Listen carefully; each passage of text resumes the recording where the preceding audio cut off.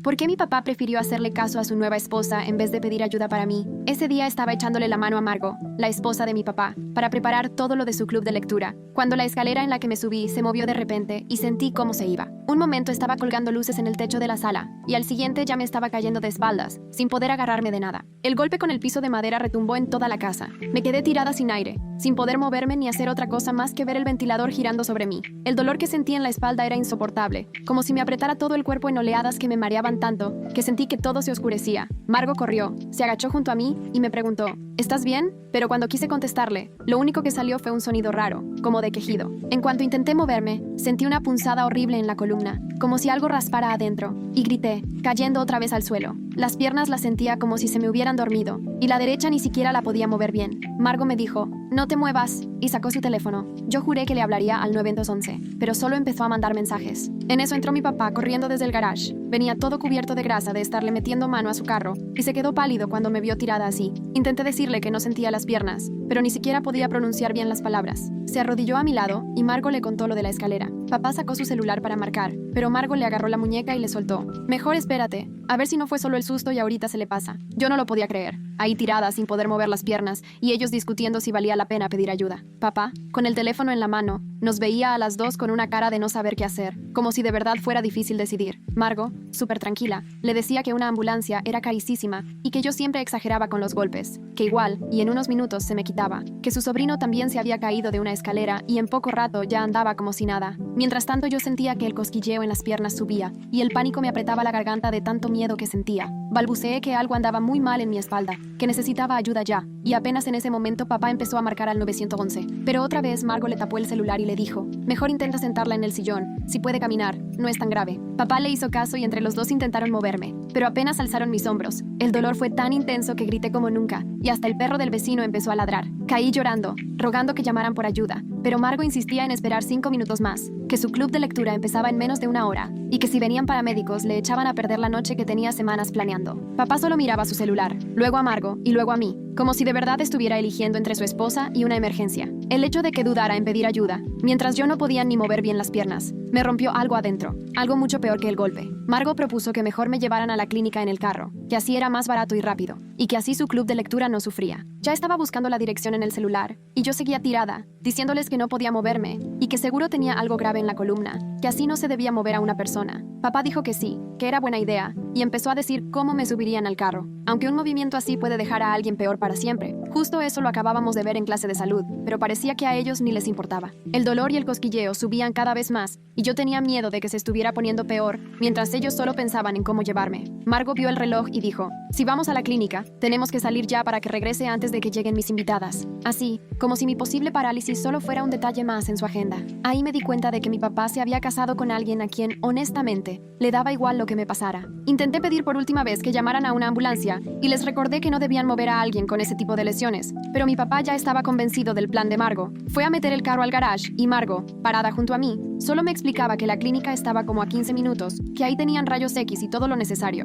Yo solo lloraba diciendo que en este tipo de casos hay que llamar al 911, sin más. Pero Margo seguía pegada al celular, murmurando sobre su club de lectura y lo mucho que le costó planear la noche. Cuando papá volvió, empezaron a ver cómo cargarme. Yo les suplicaba que no me movieran, que solo podían empeorarme, pero no me hicieron caso. Margo me agarró de los brazos y papá de las piernas, y cuando me levantaron, el dolor fue tan insoportable que todo se puso blanco y siento que hasta me desmayé un momento. Cuando desperté, ya me llevaban cargando por el garage. Cada paso era un martirio. Lograron sentarme en el asiento de atrás de la camioneta, y tirada ahí, solo les rogaba que por favor mejor llamaran una ambulancia. Papá encendió el coche. Margo se subió adelante y le iba diciendo por dónde ir a la clínica. Cada bache me hacía gritar, y el cosquilleo en las piernas iba empeorando. Papá me decía, aguanta, ya mero llegamos. Pero iba manejando normal, parándose en los semáforos, como si realmente fuéramos solo de compras. No entendía cómo no pisaba el acelerador, o hacía algo que demostrara que le preocupaba cómo estaba yo. Margo iba chateando con su club, avisando que tal vez llegaría un poco tarde, pero que la reunión iba. Ella seguía diciéndole a papá que yo iba a estar bien, que seguro me revisaban y regresábamos en un ratito a la casa. La clínica de urgencias estaba en una plaza, justo entre la tintorería y la pizzería,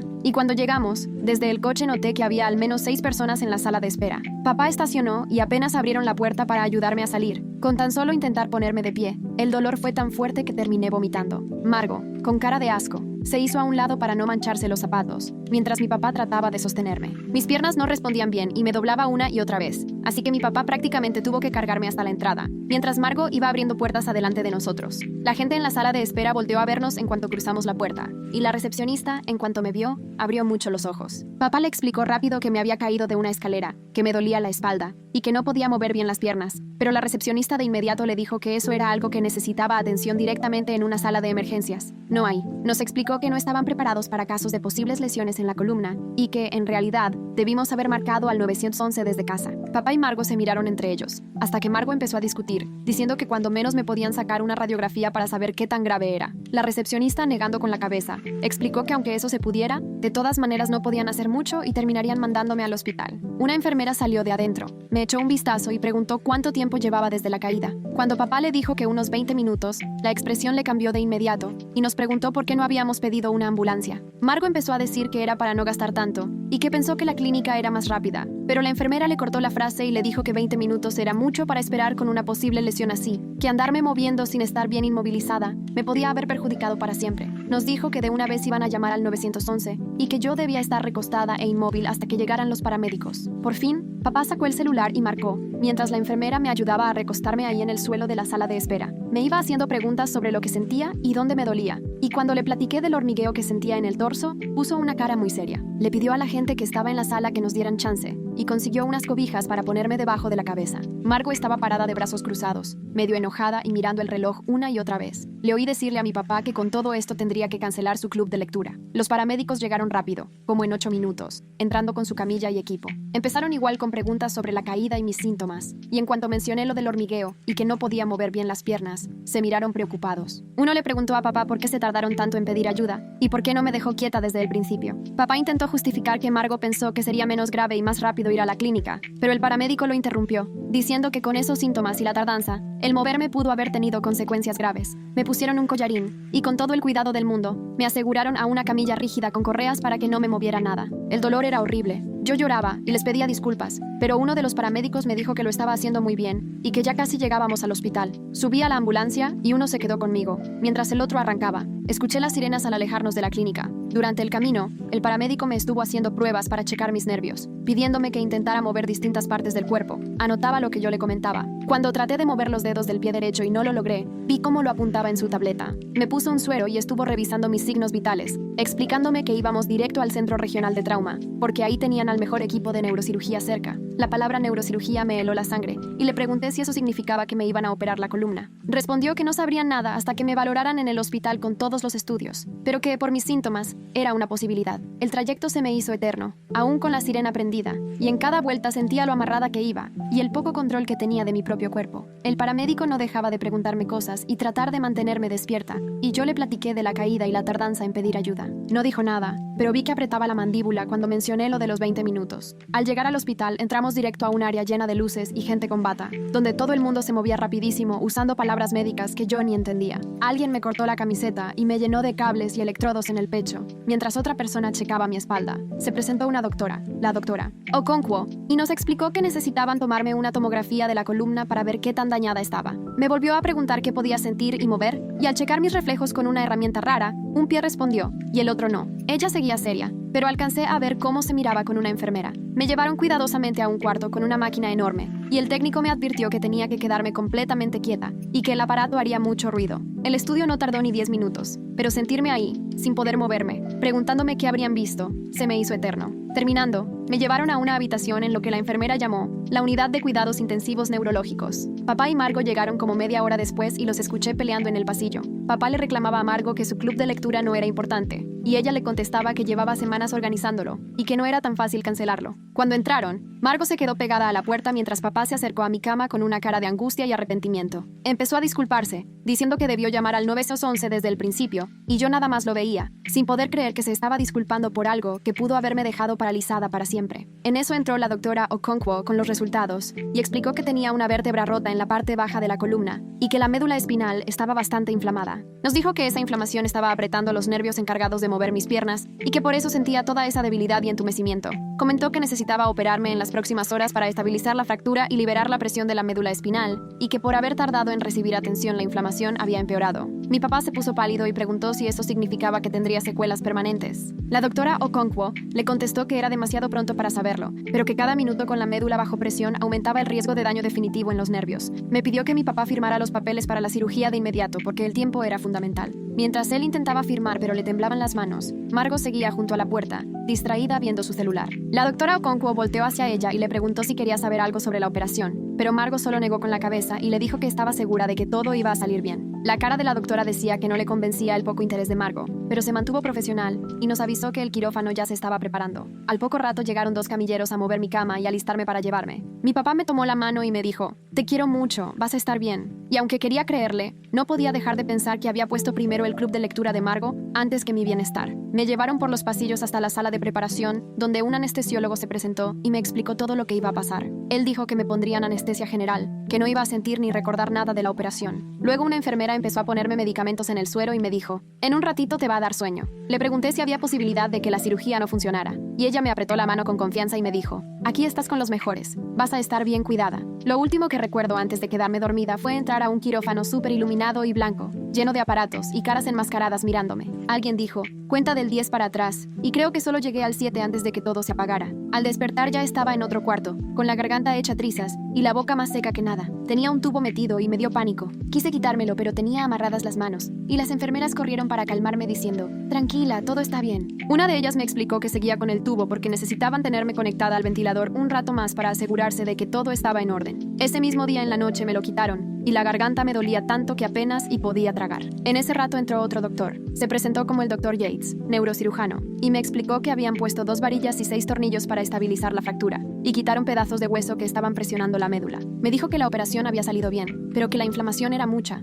y sí había un daño considerable. Cuando le pregunté si iba a poder volver a caminar, solo dijo que era muy pronto, que habría que esperar a ver cómo evolucionaba mi cuerpo en los próximos días, cuando fuera bajando la hinchazón. Me hizo un par de pruebas, pidiéndome mover piernas y pies, y pude mover un poco la pierna izquierda, pero la derecha seguía igual de rígida. El doctor tomó nota y me aseguró que iban a estarme checando todo el tiempo, y que había que empezar la rehabilitación física cuanto antes. Cuando salió, mi papá entró e intentó tomarme la mano, pero yo la aparté. Noté que le dolió y me preguntó qué pasaba, pero solo lo miré hasta que entendió y se quedó ahí sentado en silencio. Estuve 3 días más en terapia intensiva, vigilando mi columna y con medicamentos para el dolor que hacían que todo se sintiera lejano, casi irreal. Mi papá iba a verme diario e intentaba platicar, pero yo no tenía ánimos ni ganas de hablar. Margo solo fue una vez, no duró ni 10 minutos y se fue diciendo que tenía cosas que hacer en la casa. Al cuarto día me cambiaron a una habitación normal y llegó la terapeuta física a ver qué tanto podía moverme. Me ayudó a sentarme y fue tan fuerte el dolor en la espalda que casi gritaba, aún con el analgésico. Trabajamos mínimo, apenas moviendo piernas y flexionando los pies, y aunque el lado izquierdo respondía mejor,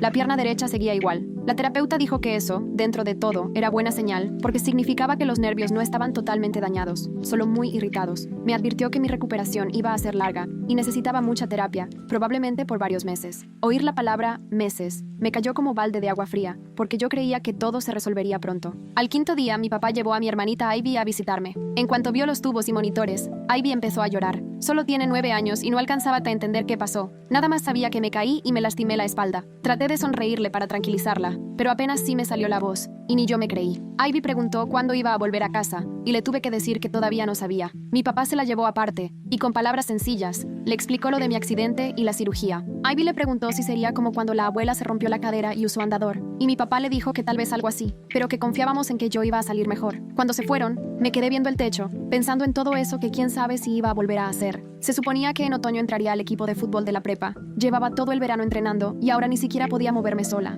Después fue una trabajadora social a verme. Me habló de los apoyos que tendría al salir, cuidados en casa, equipo especial, rehabilitación externa, y todo sonaba tan definitivo y tan abrumador que no sabía ni cómo sentirme. Al 6.º día llegó la policía porque tenían que tomarme declaración. Un detective, el agente Álvarez, se sentó en mi cuarto con su libreta y me pidió que le contara, sin brincarme nada, lo que pasó esa tarde. Le dije cómo fue que le ayudé a Margo con la escalera, cómo me caí y lo que se tardaron en pedir ayuda. Cuando le conté que en vez de llamar a una ambulancia decidieron llevarme por su cuenta a la clínica, el detective Álvarez dejó de escribir y me pidió que se lo repitiera. Le tuve que explicar que Margo no quería perderse su club de lectura y convenció a mi papá de llevarme llevarme ella misma al doctor, en vez de llamar al 911. El detective me preguntó si efectivamente les había dicho varias veces que no podía mover bien las piernas y que el dolor era insoportable, y le respondí que sí, que hasta estaba llorando y rogándoles que llamaran al 911. Anotó todo, y me avisó que también iba a platicar con mi papá y mi madrastra. En cuanto se fue, una enfermera me explicó que retrasar la atención médica de un niño y mover a alguien con una posible lesión en la columna, sin indicación de un doctor, podía ser considerado negligencia criminal. Pensar que mi papá podría meterse en problemas legales solo por haber preferido el evento de Margo en vez de mi seguridad me llenó de sentimientos encontrados, entre alivio y tristeza. Papá volvió esa misma noche y supe que ya había hablado con la policía, porque tenía los ojos hinchados y la voz cortada. Se sentó junto a mi cama e intentó disculparse de nuevo, diciendo que tomó una pésima decisión, que no estaba pensando bien. Yo le pregunté cómo era posible perder la cabeza justo cuando ves a tu hijo tirado en el suelo y sin poder mover las piernas, pero solo guardó silencio. Según él, Margo le convenció de que no era tan grave, que confiaba en su juicio porque ella había trabajado como recepcionista en una clínica, pero yo le señalé que hasta una recepcionista sabe que ante una posible fractura en la columna, lo primero es llamar al 911, así que mi papá se cubrió la cara, todo avergonzado. Le pregunté si en serio el club de lectura de Margo valía más que mi salud o mi oportunidad de volver a caminar, y comenzó a llorar, diciendo, por supuesto que no, pero lo que hizo ese día demostraba lo contrario, y aunque llorara ahora, nada podía regresar el tiempo ni arreglar el daño de mi columna. Se fue al terminar el horario de visitas y yo me quedé sola, con mis pensamientos y el pitido incesante de los monitores. Al día siguiente, el Dr. Yates llegó con resultados nuevos. Me dijo que la inflamación en la médula iba bajando, lo cual era una buena noticia, pero también encontraron una contusión visible. Me explicó que era como un moretón en la médula, causado tanto por el golpe como por la presión de la inflamación. Dijo que esa contusión podía sanar con el tiempo, o dejarme una secuela permanente en los nervios, y que no iba a haber un pronóstico claro hasta dentro de varias semanas, quizá meses. Cuando le pregunté por probabilidades, me dijo que cada lesión de la médula es única, y que no podía asegurarse de nada, pero que el hecho de que aún tuviera movimiento y sensibilidad en las piernas era algo muy positivo, y que una rehabilitación fuerte era mi mejor esperanza para recuperarme. Esa misma tarde regresó la fisioterapeuta y empezamos a trabajar en sentarme a la orilla de la cama con los pies en el suelo. Solo estar sentada así me dolía horrible la espalda y las piernas apenas soportaban mi peso, temblando. Me explicó que poco a poco íbamos a avanzar hasta poder ponerme de pie con ayuda y que el objetivo era que pudiera dar pasos con un andador. Al octavo día llegó mi mamá desde Arizona y al verla entrar se me soltaron las lágrimas. Ella y mi papá se habían separado cuando yo tenía 6 años y se mudó por trabajo, pero siempre tuvimos una relación decente con videollamadas y visitas en vacaciones. Apenas llegó, me abrazó con muchísimo cuidado por los tubos y cables y me preguntó qué había pasado. Le conté todo desde el inicio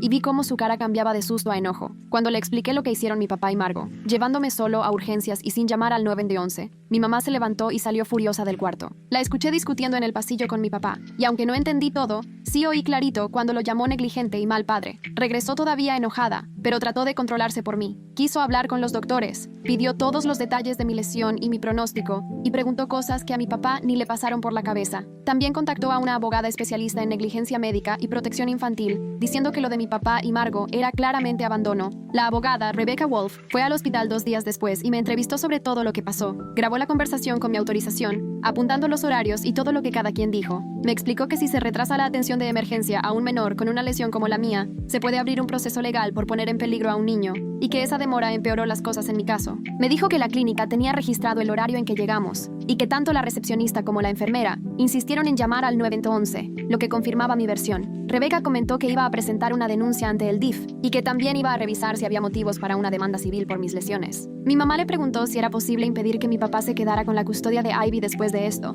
y Rebecca dijo que dependía de lo que encontrara el DIF en su investigación. Solo de pensar que Ivy seguía viviendo en esa casa con mi papá y Margo, donde una reunión de club de lectura fue más importante que mi salud, me llenaba de ansiedad. La terapia física se volvió mucho más pesada en la segunda semana. La terapeuta, que se llamaba Nina, era súper alentadora pero franca sobre lo duro que sería todo el proceso. Empezamos a practicar ponerme de pie con la andadera. Nina cargaba casi todo mi peso y aún así, yo acababa muerta y adolorida. Mi pierna derecha seguía mucho más débil y se arrastraba cuando intentaba moverla. Nina me explicó que eso es común con lesiones de médula y que con terapia intensiva tal vez recuperaría mejor el equilibrio. Aunque dolía mucho, hacíamos el esfuerzo de pararme 2 veces al día, porque Nina decía que entre más rápido reactiváramos los nervios y los músculos, mejor sería el pronóstico. Entre sesiones casi todo el tiempo estaba acostada, alternando entre ver el celular y quedarme dormida. Ya ni la tele ni los libros captaban mi atención porque mi mente no paraba de darle vueltas a todo lo que pasó y cómo tal vez todo habría sido diferente si alguien hubiera tomado otra decisión. El día 14 llegó gente del DIF para entrevistarme. El trabajador social, Gerald Finch, parecía buena onda, pero fue directo y me preguntó cómo era mi vida en casa con papá y Margo,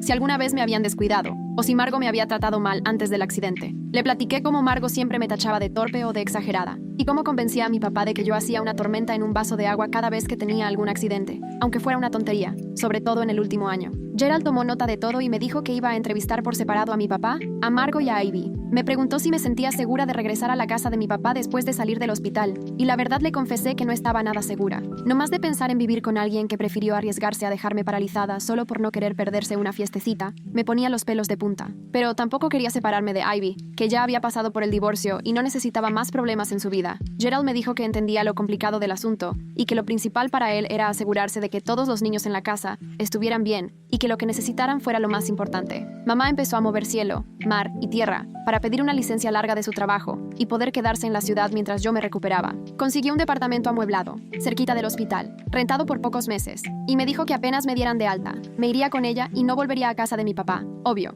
papá quiso pelear los acuerdos de custodia, pero la abogada de mi mamá lo dejó callado rapidísimo, diciéndole que con sus últimas decisiones respecto a mi salud, ya tenía motivo de sobra para pedir que cambiaran la custodia de emergencia. El doctor Yates me dio de alta el día 16, pero con la condición de que siguiera terapia física intensiva casi toda la semana. El hospital me prestó una silla de ruedas porque apenas si podía dar unos cuantos pasos con el andador, y Nina le explicó a mamá con lujo de detalle cómo ayudarme con los ejercicios en la casa. Salir del hospital en silla de ruedas, después de haber llegado en camilla, fue una cosa rarísima, como si estuviera viendo todo desde afuera y la historia no fuera realmente mía. Mamá me llevó en la silla hasta el carro que rentó, y entre las dos hicimos 1000 maniobras para pasarme al asiento de copiloto. Nos tardamos bastante y quedamos muertas de cansancio. El depa era chiquito, pero muy cómodo, sin escaleras, justo lo que mamá buscaba. Ya tenía una silla especial para la regadera, barras de seguridad en el baño y hasta una cama de hospital rentada en uno de los cuartos. Me sorprendió ver todo tan bien organizado en tan poco tiempo, lo que solo dejaba más claro el contraste con cómo había hecho las cosas papá. Esa primera noche en el depa, traté de bañarme con ayuda de mamá, y acabé hecha un mar de lágrimas, entre el dolor, la frustración y la vergüenza de no poder sola. Mamá solo me abrazó y me dijo, vamos a salir adelante juntas. Está bien que te sientas triste, asustada o enojada por todo esto. Luego me ayudó a meterme a la cama, y caí dormida en segundos, más cansada que nunca. Al día siguiente empecé la terapia física en una clínica que quedaba a unos 20 minutos, y mamá tuvo que moverme de la silla de ruedas al coche, y luego a la otra silla en el centro. Mi fisioterapeuta era un señor llamado Russell, que ya tenía experiencia con pacientes de lesiones medulares. Me hizo una revisión completísima de lo que podía o no podía hacer. Checó fuerza, movimiento y reflejos en las dos piernas. La derecha seguía fatal, casi sin reflejos y se me dificultaba mucho moverla. La izquierda, más o menos. A lo mucho funcionaba al 60%. Russell preparó una rutina de ejercicios para ir recuperando fuerza y volver a conectar mi mente con mis músculos. Los ejercicios me dejaban agotada y adolorida. Usaba ligas de resistencia, hacía ejercicios de equilibrio y trataba de caminar entre las barras paralelas con Russell ayudándome a cargar mi peso. Después de una hora, literal acababa empapada en sudor y a 2 de soltarme a llorar. Russell me dijo, para ser la primera vez lo hiciste excelente. No me imaginaba haciendo eso 5 días a la semana durante meses, pero Russell insistía en que lo más importante era la constancia, que si fallaba una sola vez podía retrasarme un montón en mi avance. Mamá me llevó de regreso al depa donde caí rendida y dormí como 3 horas. Papá no dejó de llamar ni de mandar mensajes para verme, pero casi siempre ignoré sus intentos de acercarse. Mamá estaba llevando toda comunicación con él solo a través de su abogada, especialmente lo de la custodia y los gastos médicos. Las cuentas del hospital eran otra cosa. Ya iban arriba de $200,000 y todavía faltaban la operación y la terapia. El seguro de papá pagaría una parte, pero de todos modos quedaba muchísimo pendiente. Y Rebecca Wolf estaba armando un caso para que papá y Margo respondieran por los gastos, dada su negligencia. Pasaron 3 semanas y el DIF terminó la investigación. Decidieron que papá había actuado con mal juicio y puso en riesgo mi salud y mi bienestar. Le exigieron tomar cursos de paternidad y visitas a domicilio regulares si quería seguir viendo a Ivy, y dejaron nuestro caso en seguimiento. Gerald Finch me habló para darme la noticia y me explicó, aunque no se le pueden meter cargos penales, lo que descubrimos sí puede usarse en juicios de custodia y demandas civiles. Saber que una autoridad oficial reconocía que lo que papá había hecho estaba mal, me hizo sentir algo de alivio, aunque claro, eso no borraba el daño que ya tenía en la columna. Llegó mi cumpleaños 16, pasó sin pena ni gloria, y yo seguía en la rutina de la terapia diaria. Mamá preparó un pastel chiquito y lo compartimos en el depa. Ivy fue a visitarme y me regaló una tarjeta hecha por ella. Papá la llevó pero quiso entrar, y mamá se le puso firme en la puerta, que ahí no era bienvenido. Ivy me abrazó un montón, y en voz bajita me dijo que me extrañaba mucho y quería que regresara, y yo tuve que explicarle que por ahora no podía volver a la casa de papá. No lo entendió bien y rompió en llanto. Papá tuvo que regresar por ella así, todavía llorando, y me sentí culpable a pesar de que sabía que nada de esto era mi culpa. Ya que se fueron, Mamá y yo hablamos de lo que seguía y me contó que estaba viendo la posibilidad de pedir su traslado de manera permanente a un trabajo en esa ciudad, para poder estar conmigo todo el tiempo que durara mi recuperación. Solo imaginar empezar de cero en otra prepa y, encima, en silla de ruedas, me tenía con el estómago hecho nudo. Pero de todos modos no pensaba regresar con mi papá. Así que, dentro de lo malo, esto era lo menos peor. La terapia de rehabilitación me desesperaba de lo lento que avanzaba. Después de 6 semanas, podía dar unos pasos cortos con el andador, pero la pierna derecha seguía arrastrándose, y el dolor de la espalda baja era el pan de cada día. Russell me repetía: la verdad, tomando en cuenta la gravedad de la lesión, esto es un súper avance. Pero yo no podía verlo así cuando no podía caminar bien ni estar parada más de unos minutos. La asimetría en mis piernas iba mejorando poco a poco, y empezaba a recuperar movimiento en el lado derecho, aunque Russell me advirtió que tal vez nunca quedara igual que el izquierdo. También me dijo que probablemente siempre tendría algo de dolor de espalda y que debía tener cuidado con ciertos movimientos y actividades. Saber que esta lesión me va a afectar toda la vida y que ya no puedo dar por sentado el moverme sin problemas me hacía querer gritar cada vez que lo pensaba. Empecé a ir con la doctora Kim, una psicoterapeuta, para trabajar el trauma, el enojo y el duelo, y ella me ayudó a entender que lo que sentía era completamente lógico considerando lo que viví. 3 meses después del accidente, Rebecca Wolf demandó civilmente a mi papá y a Margo por negligencia y poner en riesgo a una menor, buscando cubrir gastos médicos, terapias futuras, compensar el dolor, el sufrimiento y posible discapacidad permanente. El abogado de mi papá quiso argumentar que tomaron la decisión de buena fe, pero Rebecca tenía los papeles de la clínica de urgencias donde decían que necesitaba atención inmediata, el reporte de los paramédicos sobre la demora peligrosa y el testimonio del doctor Aconcagua, quien decía que la tardanza probablemente agravó todo. Margo buscó su propio abogado, aparte del de mi papá, y quiso alegar que solo siguió el ejemplo de él por ser el papá, pero Rebecca tenía mi declaración donde dejó claro que fue Margo quien convenció a mi papá de no llamar al 911 de inmediato. El proceso fue larguísimo y desesperante, entre declaraciones, papeleos y peleas interminables entre abogados. Mientras tanto, yo seguía en terapia física 5 veces a la semana para recuperar habilidades, aunque Russell me advirtió que iba a llegar a un punto en que dejaría de haber avances antes de estar del todo bien. Me tocó cumplir 17 años yendo a terapia, haciendo ejercicios con ligas mientras mi mamá me esperaba afuera. Russell me llevó un pastelito con una vela y me cantó Las Mañanitas, y lloré porque jamás me imaginé que así iba a ser ese año. Yo pensaba que estaría en el equipo de fútbol, aprendiendo a manejar y preparando mi admisión para la universidad, no reaprendiendo a caminar, con dolor crónico y demandando a mi propio papá. La demanda se resolvió sin llegar a juicio 7 meses después, cuando el seguro de mi papá aceptó pagar bastante dinero para cubrir todas las terapias y mis gastos médicos, más otra compensación por los daños. El seguro de Margo también dio algo, aunque su abogada regateó la cantidad. El dinero no arregló mi espalda ni quitó el dolor de diario o las limitaciones que tengo, pero al menos no me dejó endeudada de por vida por cuestiones médicas. Rebecca dijo que el acuerdo fue bastante grande y que reflejaba lo mal que actuaron mi papá y Margo, y también que las aseguradoras prefirieron pagar antes de arriesgarse a un juicio en el que quedarían peor parados. Empecé a ir a terapia física 3 veces por semana, y luego solo 2, porque Russell dijo que ya topé la mejoría posible. Ya podía caminar sin equipos, pero la cojera era evidente. Mi pie derecho tenía menos sensibilidad, y el dolor de espalda seguía, así que diario necesito medicamento. Russell me insistía que mi avance era increíble, considerando lo graves que estuvieron las cosas y todo el tiempo que pasó sin atención, pero que nunca iban a estar completamente bien. Lo que yo más amaba, jugar fútbol y correr, ya eran opciones casi imposibles porque arriesgaba lastimarme peor la columna. Russell me ayudó a buscar otras actividades que sí puedo hacer, como nadar o cierto tipo de ciclismo, pero honestamente, nada es igual. La doctora Kim me acompañó en el proceso de hacer las paces con lo que perdí, y poquito a poco fui aceptando mi nueva versión. Mi mamá hizo permanente su traslado laboral, conseguimos un departamento para las dos, y me inscribí en la prepa local para mi último año. Poco a poco, papá y yo empezamos a tener pláticas supervisadas en el consultorio de la doctora Kim para tratar de reconstruir la relación. Él ya cumplió todos los cursos de crianza ordenados por las autoridades, y parece estar arrepentido, pero yo no sé si podré volver a confiar en él como antes. Saber que eligió el evento social de Margo por encima de mi vida lastimó una parte de nuestra relación, que no sé si algún día va a sanar de verdad. Ivy empezó a pasar los fines de semana con mamá y conmigo, y volvimos a construir nuestro lazo de hermanas en esta nueva dinámica. Me preguntaba por mi cojera, por mis cicatrices y por qué ahora ya no podía hacer ciertas cosas, y yo trataba de explicarle con toda la honestidad posible y de forma que pudiera comprender. 8 meses después del accidente, papá y Margo se divorciaron, y él me dijo que se dio cuenta de que ella tenía una influencia muy negativa en su forma de ser papá. No sé si de verdad fue así o solo lo dijo por conveniencia, pero de perdida Ivy ya no tendría que vivir con ella. 2 años después de la caída, terminé la prepa con buenas calificaciones, aunque falté muchísimo por consultas y terapias. Casi ya ni se me notaba la cojera, pero durante la graduación tuve que sentarme varias veces porque si me paraba mucho rato me dolía horrible. Mi mamá lloró cuando escuchó mi nombre y me vio pasar el escenario, seguro pensando en todo lo que vivimos cuando ni sabíamos si volvería a caminar. Papá también estuvo presente, unas filas atrás, y cuando lo vi, me sonrió triste y levantó la mano para saludarme. Yo también le saludé, como queriendo reconocer que estaba ahí, aunque no fuera lo mismo que perdonarlo. Creo que hay cosas que simplemente no se pueden perdonar, aunque entiendas que la intención no fue mala sino por cobardía o egoísmo. Aprendí a vivir con mi cuerpo cambiado,